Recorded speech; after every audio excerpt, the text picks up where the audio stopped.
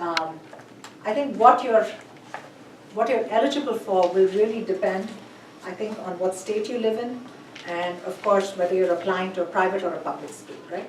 So for example, for those of you in Georgia, I mean in Florida, I know Florida does this. Bright Futures Scholarship. Right. Yeah, so we have like the same thing. Yeah, so you kind of pay for it when you're younger, and then you're guaranteed admission, or Yeah. to pay for whatever. There's some state-run programs. Georgia has something similar. We have something called the Hope Scholarship. Now the Hope Scholarship is straight merit.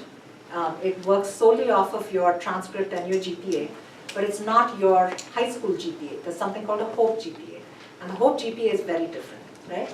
So the Hope GPA only includes English, math, science, social studies, and foreign language. And it's not a straightforward calculation. So I know lots of high schools do different things in terms of, some schools will give you 10 points added to your raw score if you're taking an AP class. Some will assign quality points. It's just really different. But the way GSFC calculates Hope GPA is that you don't get any credit, as in you don't get any extra quality points for honors level courses. You get them only for AP courses. And even for APs, it's a half quality point for each AP class that you take, but everything caps off at a 4.0. So here's what I mean by that. So let's say at our school, when students take an AP class, they get a full quality point, right? So if you if you get an A where you would standardly get a 4.0, you would get a 5.0. For Hope purposes, everything caps off at a 4.0. So if you got an A in an AP class, it's still a 4.0 Hope GPA. Now if you got a B in an AP class, right? A B is standardly a 3.0. But if you got a full quality point, now that you haven't hit that cap yet, you would get the full quality point, and it would be a 4.0 for Hope calculations.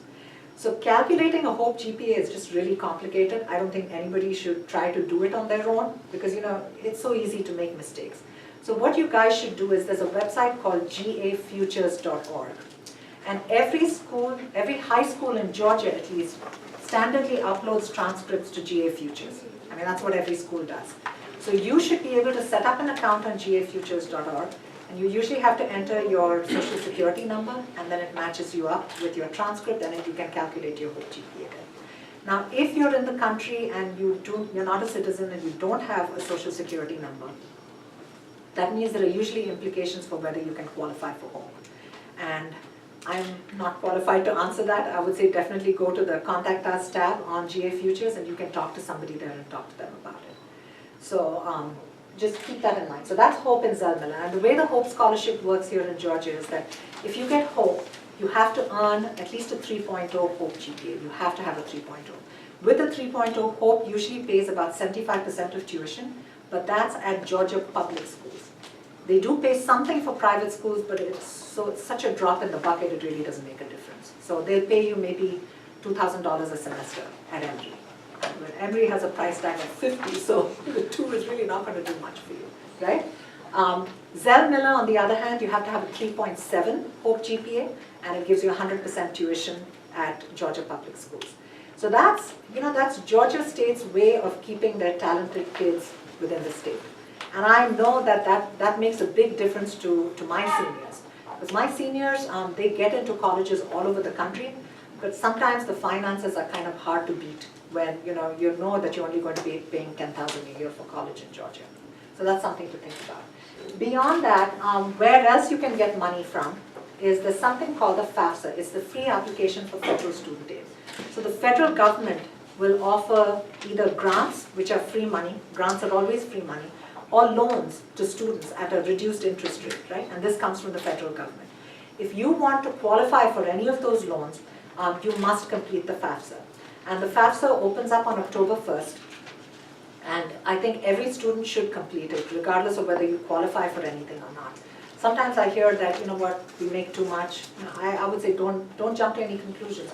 Just complete the FAFSA. You never know what could come to you, and you never know what it will look like at the end of the day. There's also money from college endowments. So if you look at private universities fundraise from their alums, and they usually have endowments which are private pots of money that they have collected from their student base, right? Now, for a college, when they have to make a determination on who gets money from that endowment, they use another form called the CSS. Now, the CSS is available, it's called The Profile, and it's available on the College Board website. And there are certain deadlines by which you have to submit the CSS, and every college has its own internal deadline. But the CSS also opens on October 1st. Besides that, you can apply for scholarships, and you can do something called co-oping in college. So what co-oping is Georgia Tech, for example, has a really good co-op program. When you co-op in college, what you're doing is taking classes one semester in college, and you're working one semester in college. When you're working, you're not doing an internship. You're actually working a job at a company. And they're not paying you internship rates, they're really paying you what you would earn if you were actually an employee with them. So you alternate, and so what ends up happening is when you co-op, you generally tend to graduate not so much in 4 years, but sometimes 5 years or 4.5 years. It usually adds an extra semester, at least. But what it does for students is it makes college so much more affordable, because in that one semester when you're co-oping, you're earning some serious dollars. So for example, how much you earn will depend on what industry you're co-oping. If you're working in computer science and you're out in a college like Drexel in Philadelphia, you can earn up to $16,000 a semester. It's not a small chunk of change. It's some serious money. So if you want to go to an out-of-state college as a student and you know that it's not quite affordable, one way to make it affordable is to co-op in college. And co-ops are structured programs. I mean, they're not just something you go talk to somebody about and go get a job. It is a structured program. So you need to know that that college is offering a co-op program, but that's one way to make it affordable. The other big upside to co-ops is that usually when you graduate with an undergrad degree, you already have your foot in the door with the company, and it's a lot easier to get a job. Yes? Oh, sorry. I just wanted to go back to the Hope GPA. I'm Yeah. sorry, I forgot to That's ask earlier. So you're saying like for any AP class, if you got a B in it, it would count as a 4.0 because the cap is at a 4.0, so Yes. it would go up. If your high school awards you a full quality point. Okay. Yeah. Okay. Yeah. I was just making sure. Yes. So one question about this out and January, so these two consider 4 year GPA or 3 years? No, they consider 4 years. So yeah, I mean, you won't know whether you qualify for Hope or Zell until students actually graduate and that final transcript is submitted, because every class is factored in. Yeah. So, so for Hope, we were told at Hope that you only get half an extra quality point for taking AP classes and none for. My bad. Yes. Did I say a full? No, I'm Yeah. sorry. It's a half. It's a Okay. half for APs. My bad. Yes. It is a half for APs. Yeah. And nothing for honors. But I think best thing you can go to the GA Future Yeah. and select your high school, it will list all the. Yeah. I would not try to calculate it because it's just I tried, really. but it didn't work. Yeah, and because the foreign language can be really different. Like for example, Lassiter does an honors Spanish too. Not many other high schools do an honors Spanish too. Like for us at Wheeler, Spanish 2 is an on-level class. So it's just very different for each high school. That's why I say don't try to do it yourself. Just go to gafutures.org and try and look up your own GPA. Yes? Now, what is the normal expense for the Georgia colleges with scholarship and without scholarship, and how you can correlate it with the future of the students, like how much parents should spend on the kind of degree that he's adopting? That's a really good question. I think student debt is something nobody should take lightly. The general rule of thumb that I have heard from people who come in and give financial aid presentations is that how much you incur in student debt should not exceed your first year salary. I think that's still a lot. So for example, well actually that's fair. So let's just say your starting salary, entry level position, you're earning about $40,000 a year, right? I think incurring about $40,000 in debt over 4 years, in my mind, should be kind of on the higher end. Because at the end of the day, what you earn as a salary, if it's $40,000 a year, you can't put that entire $40,000 towards your student loan, right? You have to have living expenses, depending on where you're living. That could change. Also, the major you're pursuing will completely dictate what your starting salary is going to be. So for example, it was interesting, I was having this conversation with a student who graduated from George Washington University, and she majored in international relations. She loved it. I mean, she has no complaints about her major. But it was interesting, what she said to me is that if you look at IR as a major, right? Most of the jobs in IR are in cities like New York, DC, because that's where the heads of government are. I mean, that's where a lot of nonprofits are, think tanks are. That's where they are. But what she was saying was that, you know, I have to live in DC or New York in order to get a job in my field, but I cannot afford to live here because I'm only earning, you know, $45,000 a year. So that's something that students really need to keep in mind. I mean, it's a return on investment just like any other investment you would make. I mean, at the end of the day, you need to be able to pay back whatever you're taking on as a loan based on how much you're going to earn, you know, from the major that you're working. So computer science majors will standardly earn on, you know, starting salary about $60,000. So for you to incur a little bit more in debt, if you can pay that off in a comfortable fashion, is doable. So I think, you know, I put $40,000 on the higher end, that's just my opinion, but I think it's really a family decision and depends on the major. So how much is the expense for the, like, first semester for an average sort of student? It's hard to say, sir. I mean, if you look up a college's website, like if they really give you sticker price, I mean, you'll have sticker shock because most of these schools, like even Emory's tuition is about $45,000-$50,000 a year. That's a lot, and that's only tuition.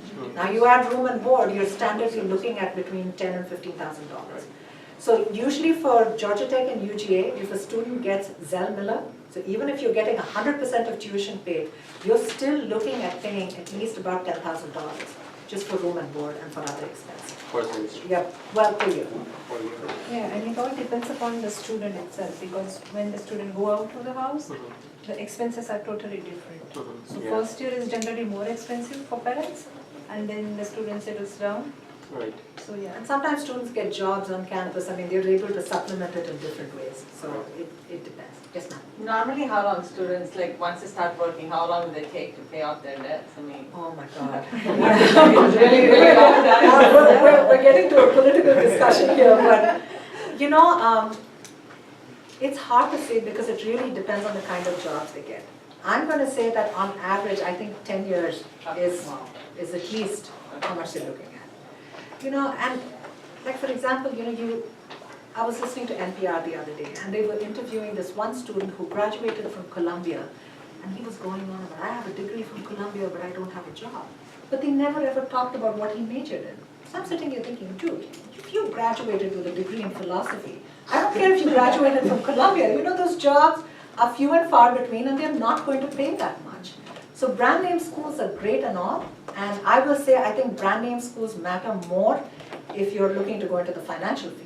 Like if you're looking to go into go work on Wall Street, things like that, I mean those kind of companies will look at where you're graduating from. And I've heard people tell me very clearly that we will pay a graduate from UPenn way more than we'll pay someone from Drexel. I mean it is, but I think really more than the school, it really matters what degree you're graduating with and what you can plug into once you get out from there. Yeah. And Yes, sir. does the fee structure for the undergraduate courses differ for students who have been here, done their middle school and high school, and compared to people who come in the middle of the year? I'm not 100% certain, but I do believe that in order to qualify for Hope or Zell, you have to have done 4 years of high school in this country. And also, I think it depends on your visa status. Because if you do not have a green card, at least by the end of those 4 years, what the colleges, at least in the area, have told us is that when they read the student's application, they're going to read the application as an in-state application, but when it comes to paying, they're going to charge you international student fees, which really sucks. But there are options for that. In fact, I just found that out, so we can talk later. Yeah, I'd just like to add something. My son is a freshman and we were out of country for 2 years. He was here in 9th grade, 10th, 11th was out of country, and then again 12th was from US. So he got Hope and he had a good GPA and all that, but he was rejected for Zell Miller because he did not complete 4 years. So he got Hope scholarship, but though he was qualified, they said no, 4 years with Georgia state residency. And let me also point out that once you get Hope or Zell, it doesn't mean you just get it for 4 years. You have to reapply every single year. And you have to maintain your GPAs through college as well. So it might be possible, let's just say, your son is in 9th grade, right? Let's just say by the time he gets to 12th grade, you're in the process of applying for a green card. You know you're going to get it, but it might not happen before he graduates from high school. It might be that the first year you might have to pay more, but if by the second year you get your green card, and now he has a social security number and stuff like that, you can apply for Hope or Zell in his second year, and you could qualify for it, if he meets all the other requirements, which he would, like he's gone to high school here for 4 years and things like that. Probably this is a different angle question of the point. I've seen a lot of students coming from India and they do the masters over here, okay, but actually they did the bachelors over there. Yeah. And I've seen many parents, Indian parents, who send their student with kid to do the bachelors in India and then get them for the masters. So what do you think, what are the right choice? And because if you see the industry will not differentiate like who came from where and what is the status, because it all goes basically academics and the capability of that kid. So what is the best thing out of it? Okay, I'm going to offer you my opinion. This is Yeah. totally my opinion. This is not based on anything. And here's, my husband works in, not IT, he does healthcare IT. So, we talk about this all the time. Here's what I think. I think the education in the US is very different. I think our kids from India come in with some solid technical knowledge, but I think where the Indian education doesn't really serve them well is to develop their communication skills, their writing skills, and their, it's really writing and communication. I think our kids really fall short there. I think that's very different here in the US, like just in terms of public speaking, presentations, writing. It doesn't matter if you're studying engineering, you still have to take a core curriculum in your freshman year in college, right? And also there is a lot of value to experiential learning in this country, which I can't say is standard for colleges in India. So here, for example, I mean, if you're pursuing an engineering major, if you have not plugged into internships, at least 1 or 2 or 3 of the 4 years that you're in college, it doesn't get taken lightly. Like the college will generally force you to do something. Like they make it part of the capstone. They make it part of your experience here standardly. In India, that isn't quite the case. And my studying was very different. I don't know much about engineering, but I'm thinking that that's generally the criticism we hear of students who come, from India and who are attending their master's programs here. Like they haven't had that think outside the box, how can I apply what I've learned kind of mentality. They're very good with the technical knowledge, but not so much with the applications. I think also if you look at just going to college here, the undergrad experience, it's very rich and out of the classroom experiences as well. Whether it's study abroad or just, like I said, co-oping, internships, getting a job on campus. If you look at most kids in India, it's just the culture, it's what it is. Like you won't find students getting jobs in high school or even in college if the parents can pay for it, right? You live at home, your parents pay for college, you go to college and you're done. So I'll go back to say while you're very good with technical knowledge, like the things that make you actually function as an effective human being in real life sometimes kind of fall to the wayside. And I think that's the biggest